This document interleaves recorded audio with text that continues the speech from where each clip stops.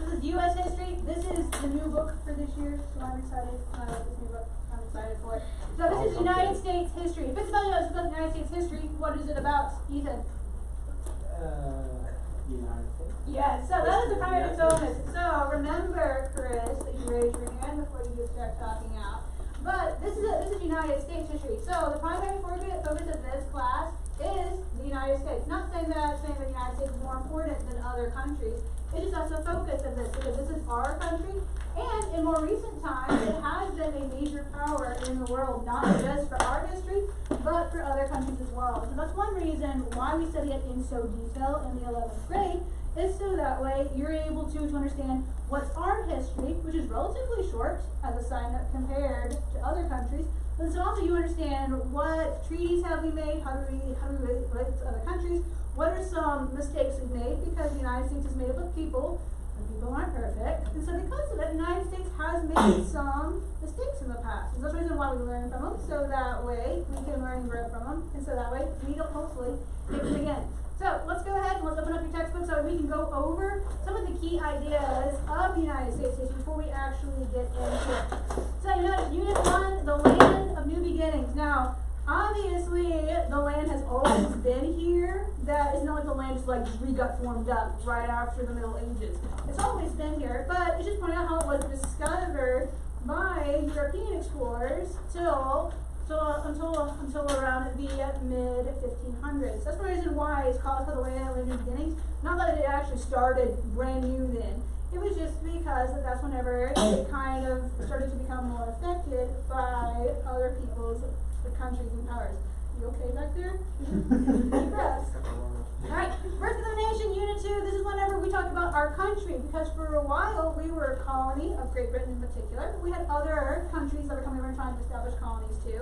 So in that second major unit, chapters 4, if you flip to page 5, 6, 7, 8, that's whenever we're talking about the birth of our country as the United States.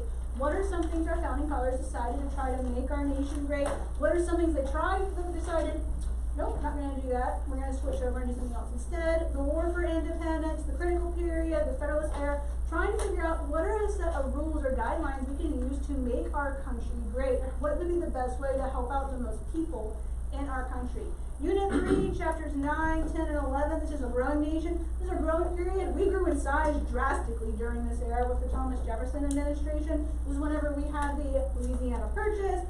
This is whenever we started expanding from the Atlantic coast all the way across our country towards the west coast. This is whenever we were really trying to grow as a nation, not just with population, but also in size as well.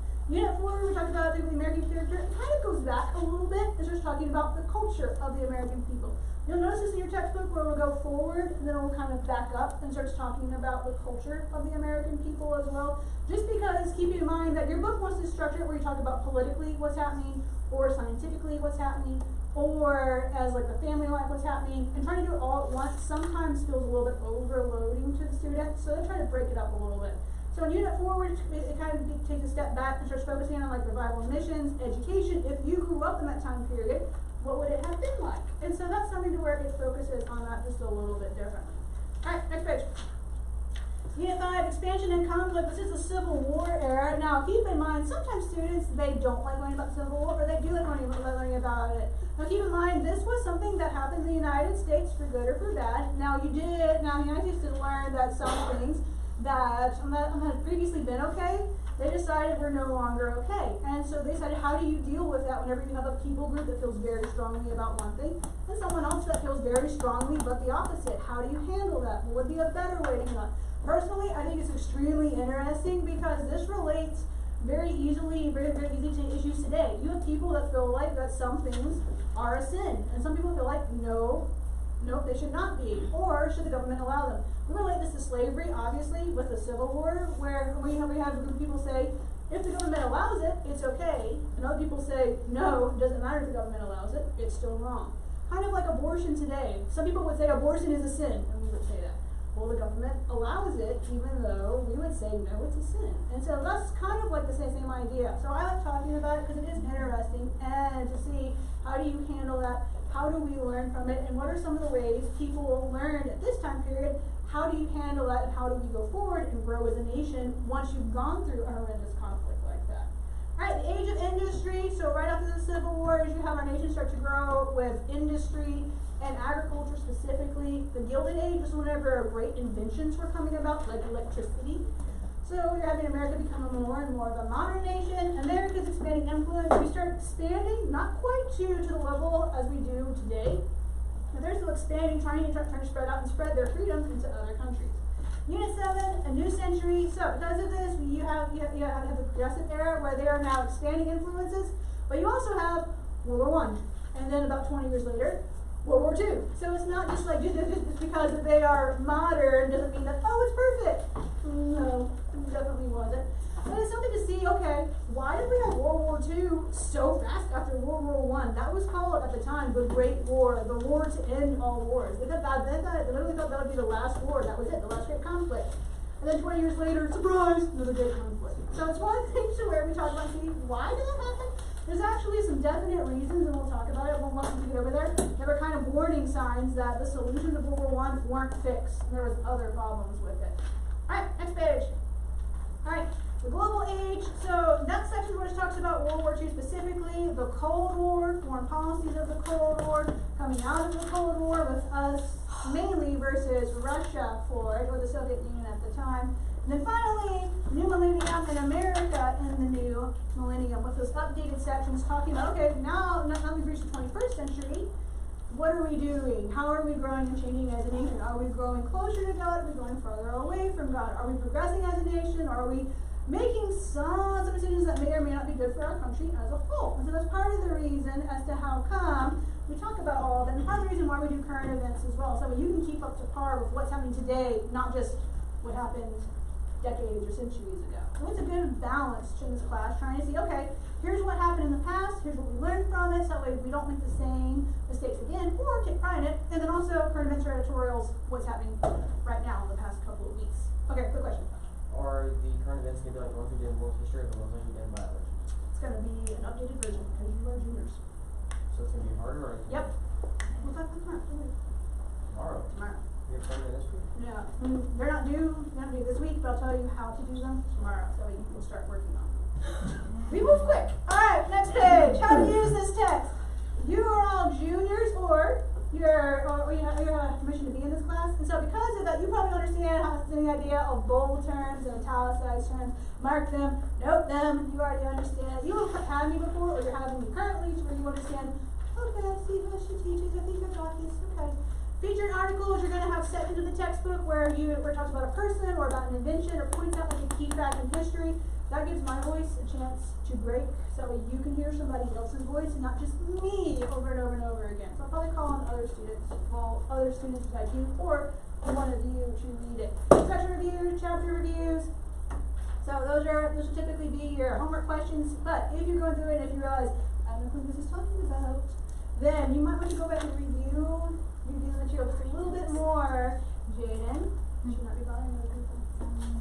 So that way you will be able to study yourself and to figure out what do you need to study to help focus it if you use those chapter reviews and section reviews.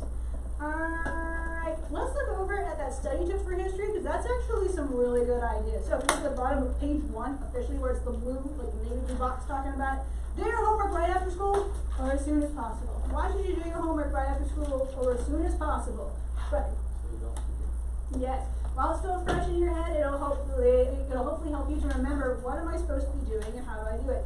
If you wait till 9 and 10 o'clock at night, not only are you really, really tired, but you might not be able to remember what was I supposed to be doing, what exactly am I supposed to be doing. I'm too tired to think about it. So if you do it as soon as you can after school or even in study hall, that's fine. Alright, review daily. Note key terms and ideas the teacher emphasizes during class by highlighting them, which is why I always say that, or recording them in a notebook. Also, why I always say that. So if you go over your review game note sheet at the end of the day and think, okay, here's everything I missed. Okay, I've studied those, I think I'm okay now. Or if you go through the text, you look at the italicized or the highlighted terms that I told you to mark, you think, okay, I know what that is, I know what that is, I know what that is. Okay, I think I got it all. Alright, so it'll help you out every day. History, as you notice, your book is kind of massive, so definitely be studying a little bit every day because it builds really quickly. As a side note, we go through about a chapter a week, just as a heads up, about a chapter a week, and about every 3 weeks you have a test. So it's about every 3 chapters you're going to have a test. That's just the pattern for it. So make sure you are staying on top of it. This is a class you need to memorize and you need to study very, very, very thoroughly. That's 2 exams per quarter, right? Well, you remember you have an Or exam. two tests per quarter. Yeah. And then the exam. Isn't that what normal classes are? It just goes through it. It just combines, instead of doing like, on average you have 1 chapter material or 2 chapters of material, it's 3. So basically just speeds it up. So just keep in mind that, it's doable. It's 100% doable. But it's one of those, if you're planning on cramming, no, please don't. It's not going to go well. Alright, summarize your outline on the text in your own words. If you can explain it like to your parents what you learned today, that's typically pretty helpful. And if you can explain it well, that probably means you got it. Means you're probably okay. Make flashcards of people, places, and terms, and dates. Because you need to know dates. And so that's part of the reason I'm making flashcards is super helpful in this class. Plus, if you make flashcards, you can drill with somebody else, and that's what I was talking about in the next one. Have a friend help you review, take turns teaching the material to each other or asking questions. And then if you have flashcards made, you can make fun of them for not knowing stuff. So it'll help you. Wait just a second because someone else is already gone. So it's something to where you can drill with each other, so that way you will be able to sit up. There you go. So that way you will be able to drill with each other, and it'll help you. Sometimes it's a little bit more fun as well. And then study any concept, mystery, quiz, or test. There's one reason why I tell you to study those, but make sure you are studying them. Are you still waiting to go out, or are you No, can I borrow one of your Sharpies? No, not right now. Bring your own next time. Alright, so let's go ahead and let's get into it. So turn over to your page, page number 2, and get officially into it with discovery and exploration for this one. Now, you notice I have these 4 dates written on the board. You need to note these 4 dates. If you're observant, you'll notice, those are some dates in the timeline at the bottom of the page. Then you should probably note the date with the timeline, so you will know, hey, 1440. Gutenberg invented the movable type printing press.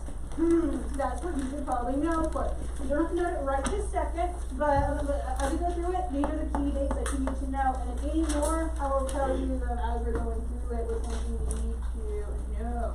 So, just make a note of that. I will probably write them at the board so that way Jamie and Quentin can also see them as we're going through it. At the sign up, Jamie and Quentin, if you can't see them well, then make sure to email me so I can write them a little bit larger or darker next time. So, just make a note though, so 1440, 1517, 1492, and 1588. Those are the ones you need to know right now and start working on memorizing. I'll introduce any more as we get closer towards it. Alright, so discovery and exploration. Alright, North America has been around as long as eastern portion of the world. It's not like God recreated North America for Christopher Columbus. It was already there. It was just unknown, at least to Europeans and the explorers at the time. That's what comes in your book, gives you that interesting quote at the top of the page on page number 2. Alright, here's your chance to use your voice. Anyone want to read it? Ethan! Read loud so that Jamie and Quentin can hear you. By the prodigy of divine providence, the secret of the ages that across the ocean lie a new world has been kept from premature disclosure by Leonardo Research page. Good job. So, it's pointing out in this section, by the prodigy or wisdom of divine providence, the secret of the ages, referencing the new world, have been kept from premature disclosure. What he's saying is that, okay, this world was kept secret. And in most cases, most historians believe that it was kept secret on purpose. Now, some people wonder, well, why would God want to keep the landmass a secret? Now, keep in mind, what were the major religions of the ancient world and Middle Ages? Anyone know from world history or the previous classes? If you don't, it's okay. I should have followed along. But yes, what was the major religions of the ancient world or the Middle Ages? There was Catholic. That's one for the Middle Ages. There was Hinduism. For India. There was what is it called? It's still it's like Muhammad and all of them. Islamic. That one comes about a little bit in more recent time periods, the same time as we would say Christian or Christianity. Buddhism was a little bit older as well, but yeah, so basically a lot of false doctrines. So that's part of the reason why historians think that's why God maybe kept it a little bit secret. Not saying that the Native Americans didn't have false doctrines either. But this is why a lot of people say, okay, maybe God saved it so it would be a little bit easier for Christians or to have the people fleeing persecution in Europe coming over to the United States. Alright, so your book points out world history is usually divided into 3 periods. Ancient modern age. You don't have to know the dates for each one. Just point out ancient history is 4000 BC to 500 AD, or AD 500 is how we say it. What happened before 4000 BC? Ethan? Nothing. Nothing. That's whenever creation started. As best as we're aware, and as best as we can tell, matching up with genealogies of the Bible, that's as far back as our history goes. It's 4000 BC to 500 AD. Alright, so from about 8500 to about AD 1500, that's considered the Middle Ages. That's basically after the fall of Rome and with all the different little miniature kingdoms of Europe and Asia. And depending on where you're at, different things were happening in the world. From about AD 1500 to the present, we consider this the modern age. We'll talk about why they picked that date as the start for it. We'll talk about the reasons why for it. Alright, Leif Erikson. Leif Erikson was a Viking adventurer from Scandinavia. He landed in North America around 81,000. But because of the difficulties of the time, Leif Erikson and his Vikings, they didn't really do a whole lot in North America. They do have remains of what they think was a Viking settlement, but it was at a time period whenever it was really, really cold in North America. And so that's the reason why they said, I don't really want to live here anymore. We're going to go back to Scandinavia over in Europe. That's the reason why historians think that someone was probably over in America and why they technically discovered it first. He didn't really go back and tell anybody. They were Vikings, and Vikings were not the best group of people back in the day. And so because they didn't go around sharing it with anybody, so nothing really happened. They maybe knew about it, and that was about it. They came here, started a colony, and for various reasons decided, nope, never mind, and went back over to Scandinavia, and that was about it. Yes. So they came here during the mini ice age?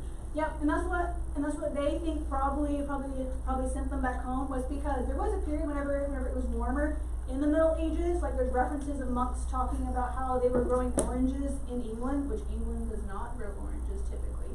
So that's the time they think that they probably came over because it was probably warmer, and then afterwards, as the earth started cooling down again with its natural cycles, they decided, never mind, not worth it, we're going home. And so that's probably the reason why they think they pulled out. Do we know the dates of Pangea, or is that not proven? They do have the idea over when they think that it was together. Now again, because of the flood, That it wasn't majorly the messes it up. Wait, hang on. Because of it, it majorly messes up like the geographic record and so forth.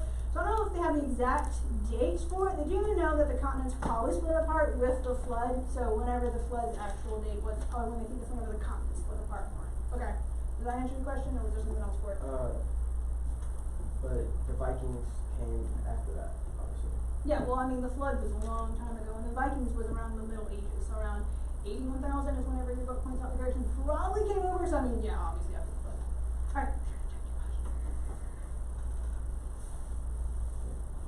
There you go. Alright, so just making out, Leif Erikson, Viking, came over to America, discovered it technically, but nothing happened. So that's the reason why we reference him.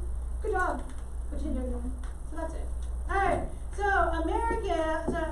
America before the modern age. Obviously, people lived here. Besides the bears just coming over and looking at it and leaving, but there was Native Americans, as we call them. Now, what's the other nickname for the Native Americans? You don't say Native Americans every time. Indians. You know why Christopher Columbus called them Indians? Because they look like Indians, like Indian people. Okay, that works. Yeah, he thought, because remember, he was looking for a water route to the Orient. Now, Christopher Columbus was right that the earth was round, but he just completely ignored the possibility of, I don't think I'm in the Orient. I think I'm somewhere else. So he was right with the idea of, okay, if you go this direction, you'll get to Asia. And so he was right in that idea. He was wrong with the idea of there's nothing else here. So we'll talk about Christopher Columbus a bit later on, but he thought that he had made it over basically to India and not to North and South America. Now there were signs that he could have looked at to realize, no, you're not in India. But he wanted so bad to discover the water route, he was kind of ignoring it at the time. Alright, so the first Native Americans, or the first people over in America, were the Indians, obviously, for it. So depending on where you lived at, determined typically what type of Indian group or how you lived for it. Now some people wonder, well, how did the Indians get over here? Most people think that they probably came over during the smaller ice age right after the flood, because that's whenever the earth was rebalancing itself out, basically because of the flood and all of the drastic changes that occurred. But a lot of people think that the top part of the world had more ice up there, and so as you look at the top of Asia, Asia and Alaska are very close together, and so because of that, a lot of people think, well, if there was more ice, then it would be easier for animals to get across, and it's easier for people to follow the animals across as well. Since a lot of people were probably hunting and being kind of like a nomad, it would be easier for them to get across. Same thing with Australia down here. The land is a bunch of islands today, but if you have a bunch of the oceans frozen right after it, then there is actually a larger section of land that the Australian people, like the Aborigines, and the mammals or Martian fuels got across into Australia as well. That's what a lot of people believe. There is evidence. We talked about this more last year in junior high with the glaciers, but there is glacial evidence that there was a lot more glaciers than there are today, just because our Earth is rebalanced out. Alright, Ethan, you had a question earlier, so I'm going to try to yours first. Did they know about the countries Thailand and Burma and Myanmar, all of that? Like they're under China? Do they know about these? Yeah, they think that there was a lot larger section of land. Because keep in mind, you have the oceans frozen up at the top and bottom of the world. The ocean's sea level in general drops a little bit. And so, because of that, it exposed more land, is what a lot of people think probably happened. So they could have taken just land down to that section. So did they consider that they could have landed there instead of India? Well, keep in mind. Because I see what you're asking. No, I think Christopher Columbus, I think he called it Indians because he thought he was close to India.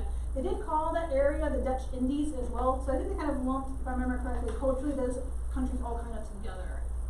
So I think because they had the Dutch Indies or the East Indies country like areas for it, so I think they kind of just lumped all those sections together.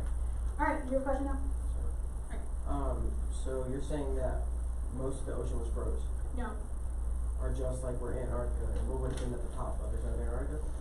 They have, if you look, because there's glacier remains, like glaciers, not just ice. Glaciers as far down as Maine in North America, which they don't have glaciers up in Maine today. So if you're going down, I would say it'd be about to here is where you have that much ice at the top of the world. And then ice, I forget how far they extended up down here. I think it's to about here.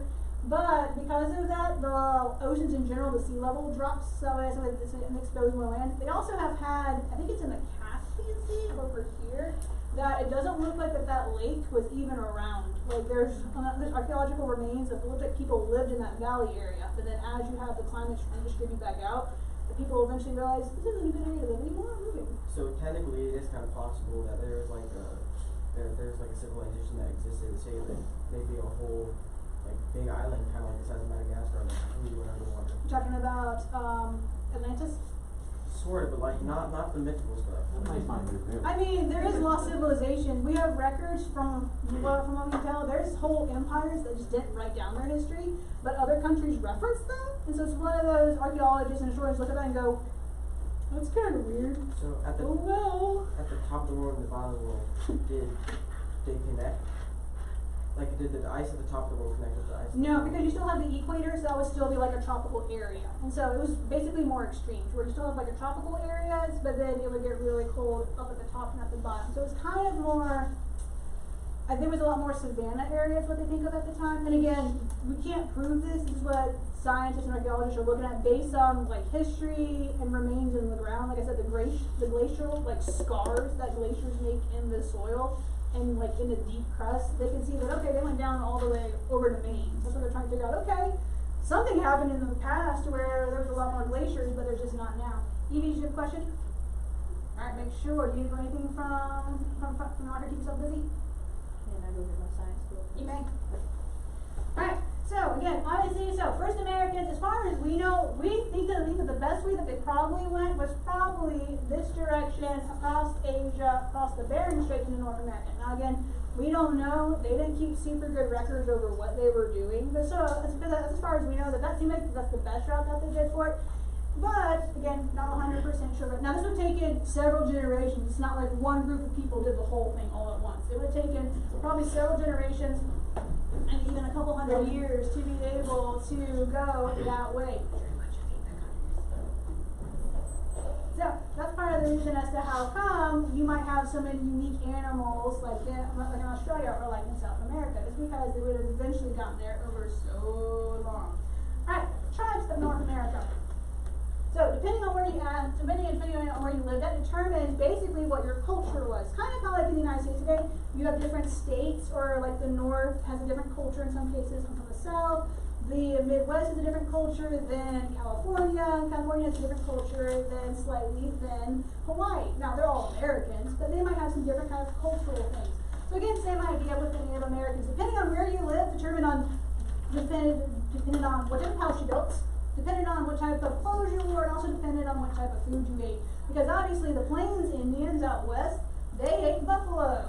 The Indians that lived in the eastern area, they typically ate more of like woodland, so like elk, maybe they fish, so they would eat more of woodland animals instead for it. So your book's just pointing out that depending on where you lived, that determined in some cases what type of home you lived in or what type of food that you ate. So it's not like every Indian is the exact same. Some Indians do live a little bit differently. Your book points out first off that the eastern Indians, the Indians that lived more on the eastern shore next to the coast, they typically depended on vegetation for their livelihood. They would hunt turkeys, quails, bear, deer, and they made their clothing from animal skins. We typically don't think about these types of Indians. Now, they existed. But typically, whenever you're thinking of Native Americans or Indians, you're picturing the plain Indians. Those are the main ones. Most people are thinking of whenever they picture like Native Americans. That's the ones that they are typically thinking of. Alright, your book does point out the Iroquois Confederacy, so do make a note of it. Most Indians tribes, they did not get along with each other because of the individual tribes. They would, in a lot of cases, war or fight against each other. Depending on the Indian tribe, like the Aztecs, they were also engaged in human sacrifice, so other tribes would not really interact with them that much. So it just depended on which tribes were there. Now, the Iroquois Confederacy, these were 5 tribes that joined up together as like a loose kind of uniting all together. So just make a note of them. So the Mohawk, the Oneida, the Onondaga, the Seneca, and the Cayuga. I'm not Indian. So that's probably the reason as to how come these Indians, but altogether they were known as the Iroquois Confederacy. This tribe group, they maintained peace within their 5 smaller tribes, but they still warred against other tribes around them. So just because you were part of the Iroquois Confederacy didn't mean you were safe permanently. You still had trouble, but you were safe from the other tribes of your individual confederacy, from your individual tribes close to you. But they would still go attack other tribes or compete with other tribes for food and resources. We didn't know the ones that were in the Confederation. No, just note, just the Iroquois Confederacy, that this was a major group that united these tribes together. You don't have to note the individual ones. Just make a note that these were the Iroquois, little 5 separate little family groups basically, and they united together underneath the Iroquois Confederacy. Alright, your book points out that the Great Plains, this is where you have a lot of the Native Americans, as we think of, that did the nomadic lifestyle. They obviously hunted bison or buffalo, but bison. And so they would go around and they would follow the buffalo herds, and they would use them for shelter, they would use them for clothing, they would use them for meat. Obviously, they use basically every part of a buffalo. That's like whenever you have European explorers going across into the west, and as the European explorers started killing them, or in some cases just killing them just to get them out of the way, because the European explorers started building railroads, and bison would obviously get in the way of railroads. So they started just slaughtering them just to get them out of the way. That's one reason why the Indians didn't like it, is because you're killing a resource that we have used for some cases maybe hundreds of years, and now you're slaughtering them. As a side note, this used to be an endangered species. It's not anymore because it's been successfully brought back. So because of that, you can have an animal that is endangered, doesn't mean it's permanently endangered for it.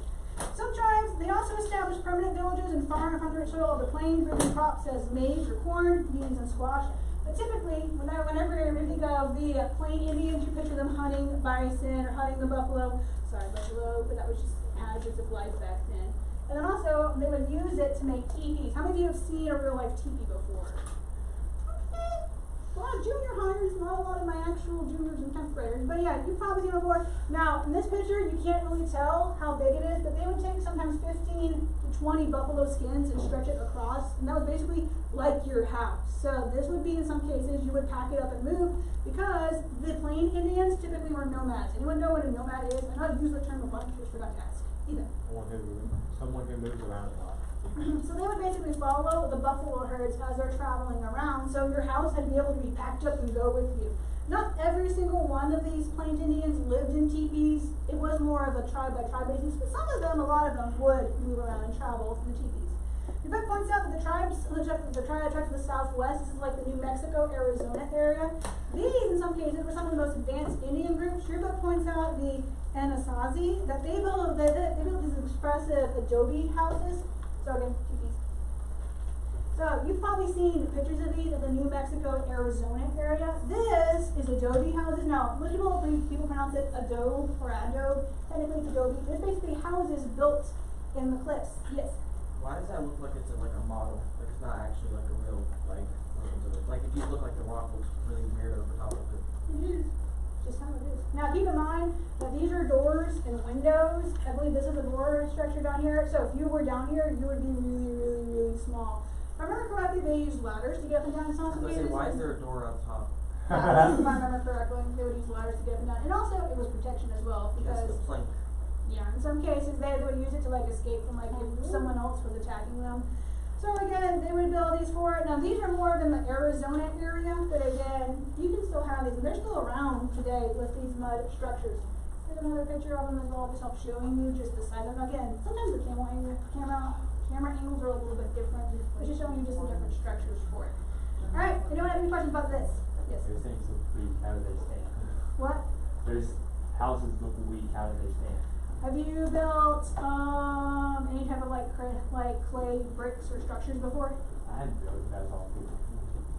If you build it right, they're extremely sturdy. Kind of like the pyramids, if you properly reinforce them, I mean, they can stick around. Same idea, a lot of these ancient people groups apparently knew how to do it really, really, really well. And so, that's part of the reason why their house, keep in mind, this is their house. They're not going to build it in a way where it falls down. So, they know how to do it and do it properly. Alright, so let's see. Alright, next page.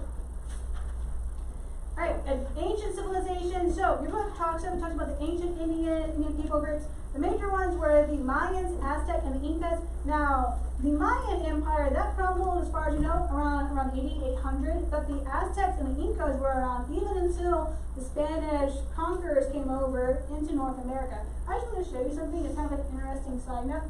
This is what a Mayan temple looks like. And keep in mind, these ancient Indian groups were involved in human sacrifice, and that's typically what happened at the top of the Mayan temples, so that's a bummer. But again, so here's what a Mayan temple looks like. Here's what an Aztec temple looks like. And here's Did they what, hang on. And here is what an Inca temple looks like. So as you know, you look, wait a minute, they all kind of look the same. So a lot of people speculate the sense these are ancient Indian groups that maybe they all had like the similar idea of, this pyramid-like structure, we should use this for like temple, or we should use this for like spiritual matters. And so a lot of historians speculate that maybe the ancient Tower of Babel was kind of similar to this structure. This is kind of weird to have these different people groups all kind of use the same basic shape over and over again. Now again, you don't know for sure what the Tower of Babel looks like. But it's kind of interesting to think, you have 3 different Indian groups in 3 different areas, and they're all using the same basic shape. That's kind of odd, not to mention the Egyptians and the pyramids. So it's one of those, that's weird. So a lot of people speculate that maybe the ancient Tower of Babel also looked like this, or something kind of close. Alright, Chris. They all participate in human sacrifice? The Aztecs did for sure. Pretty sure the Mayans and the Incas did as well, but that's just what they did with their pagan superstitions. So who would they sacrifice? Obviously humans, but like, were they like older people, or just people like, would people actually volunteer to get sacrificed? None did volunteer. You would volunteer. But in a lot of cases, they would go, because they didn't want to kill their own people, they would go capture other tribes, and you are now the sacrifice. Congratulations. So they're pretty much, they're a cult. They're cults. Yeah, no, we consider this a very bad religion. Part of the reason why, Like a demonic cult. whenever, I don't know, could be, depending on what they were doing exactly. But that's part of the reason why, whenever the Spanish came over, since the Spanish were Catholic, their solution to this was, no, you need to be Catholic. Either become Catholic or die. That's your options, because we don't want this to happen. Now, keep in mind, it's not necessarily a good solution either, but they were just like, no, we don't like this. This needs to go away. Which, that's one reason why you cannot missionaries go, so that way you can teach other civilizations that did things like this in their more recent past. You need to stop doing this, and we need to move on from this. All right, quick question. I didn't know the last one, but I know the rest. Okay, just make sure you raise your hand. Like I said, I get distracted very easily. So, Europe in the modern age. So, modern age, now keep in mind, this picture is probably coming a little bit later on in your book, so ignore the fact that it's about Gama's voyage to India. But a lot of Europeans, they wanted to go over and explore in the Orient. Anyone remember right at the end, or kind of like in the middle of the Middle Ages, why they suddenly wanted to go over to the Orient? Wasn't it that there's like silk or like gold or something? It was minerals. Yeah, they wanted spices mainly, but then also silk and other treasures from the Orient. Does anyone remember what happened to kind of spark kind of like the rediscovery of the Orient? Like what happened to make the Europeans just realize, oh yeah, there is a whole other section over here. Okay. Was it like the Silk Road or something? Okay, let's see. What happened to make the Silk Road get started? Like, okay, not quite. We're going to the circuit. All right, Ethan. Marco Polo. Okay, Marco Polo was around this time. Okay, what happened before that to make people kind of get out of their comfort zone and start going over to the east? Anyone remember? Alright, the Crusades. So your book is kind of going back and talking about what happened, what was the Middle Ages, and what was going on with it. Alright, anyone remember what was the main type of, I guess, politics or government in the Middle Ages? Okay. Was it dictatorship maybe? Yeah, basically, you would have the Lord, and the Lord, he would live in his castle. This is a bad castle, sorry, Lord. So, he would live in his castle. Is that he a would flag or own, whatever look? it's supposed to be a flag. I'm not trying to be mean. It's okay. Gonna call me for everything now. Alright, so the Lord, he would divide up his land or his territory. They would call him Lord, like lords and ladies. So he would divide up his land, and he would divide his land into territories. Everybody, raise your hand. So, what are serfs? Serfs are people that own the part of land. They work for the So, because of that, they would mainly serve it though just for their lord, kind of like their king, but they would serve at home for the Lord. Now, the serf was tied to the land. They basically worked the same piece of land that their parents did and that their parents did, then you would die, and then your kids would inherit basically your section of land. It was depressing and it was very sad. So, because of that, once you had the Crusades happen, you would have the serfs, in some cases, be sent off to go fight in the Crusades, and some of them, not all of them, would come back, and they would bring back spices, or they would say, hey, we have some really cool stuff over there, and that we brought back. In particular, the different lords and ladies, they said, why does this lord and lady have this nice tapestry, and I don't have it? I believe I want a copy. And so they would send people to go back and say, hey, go over into the Orient, bring back spices, bring back silk, and that was a major one, bring back tapestries. And they wanted to trade with the people of the Orient, in Asia and China in particular. So they started sending over people saying, hey, come bring stuff back for us. And so your book's pointing out that the Crusades was a major drive for it. So do make a note of that. Feudalism, as a side note, this is whenever all aspects of life are centered on the ownership of land. You have the lord and the serf. So keep in mind, even though it's not on the PowerPoint, if I'm talking about it and if it's a bold or italicized term, you should still mark it in your book. So you're juniors and 10th graders.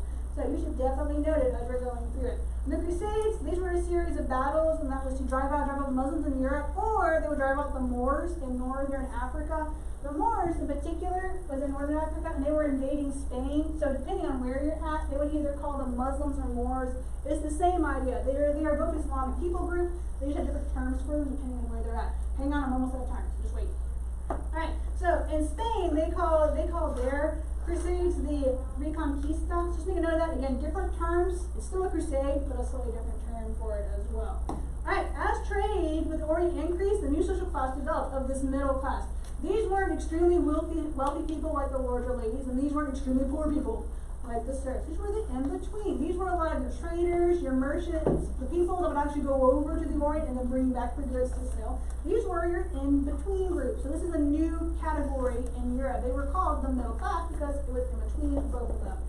So that's one reason as to how come you have that middle class developed. You ready? You have about 2 minutes. Alright. So, and because of that, you also have so the lords, they would start to unite their sections of land together. As you would have one lord decide that he wants another lord's territory, they would start to merge their territories together to help protect themselves, or in some cases, just so that way they would unite to get more land. There were 4 greatest nations to come out of the Middle Ages. They were England, which is obvious, Spain, France, and then Portugal. We don't hear a whole lot about Portugal today. That's a little bit different one. So that one though was those four were the four major countries that came out of the Middle Ages. England, France, Spain, and Portugal. Making up for those four in particular were the four rising nation states. Alright, we'll go ahead and we'll stop there. So your homework for tonight, to finish reading this, you almost made it up. Alright, 7th grade, sit down. No, not writing yet, so hang on. So read pages, we stopped about on page 4, 5, so read pages 5 through 8. Read pages 5 through 8. Answer page 8, questions 1 through 5. So page 8, questions 1 through 5.